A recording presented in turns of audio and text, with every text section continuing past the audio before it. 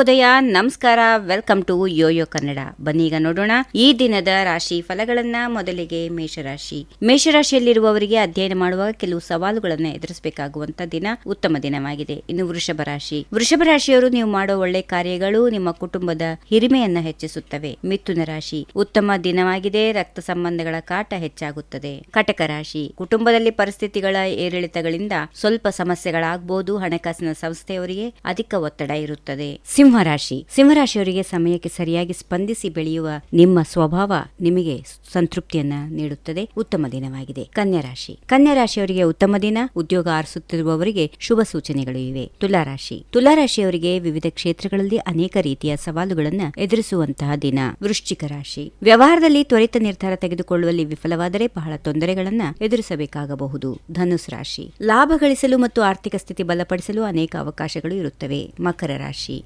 ಬಂಧುಗಳ ಭೇಟಿಯಿಂದ ಸಂತೋಷ ಇದೆ. ವಾಣಿಜ್ಯ ವಿದ್ಯಾರ್ಥಿಗಳಿಗೆ ಅನಿರೀಕ್ಷಿತ ತಿರುವು ಇದೆ. ಕುಂಭರಾಶಿ. ಹಣದ ವಿಷಯದಲ್ಲಿ ಸಾಮಾನ್ಯ ದಿನಕ್ಕಿಂತ ಇಂದು ಉತ್ತಮವಾಗಿರುತ್ತದೆ. ಇನ್ನು ಕೊನೆಯದಾಗಿ ಮೀನರಾಶಿ. ವೇತನ ಹೆಚ್ಚಳವಾಗುವ ಅವಕಾಶಗಳಿವೆ. ಉತ್ತಮ ದಿನವಾಗಿದೆ. ಹೀಗಿವೆ ಈ ದಿನದ ರಾಶಿ ಫಲಗಳು. ಸರ್ವರಿಗೆ ಶುಭವಾಗಲಿ. ಶುಭ ದಿನ. ನಮಸ್ಕಾರ. If you like this video, ಬೇಗ ಲೈಕ್ ಮಾಡಿ, ಕಾಮೆಂಟ್ ಮಾಡಿ, ಶೇರ್ ಮಾಡಿ ಹಾಗೂ ಯೋಯೋ ಟಿವಿ ಕನ್ನಡವನ್ನು ಸಬ್ಸ್ಕ್ರೈಬ್ ಮಾಡಿ.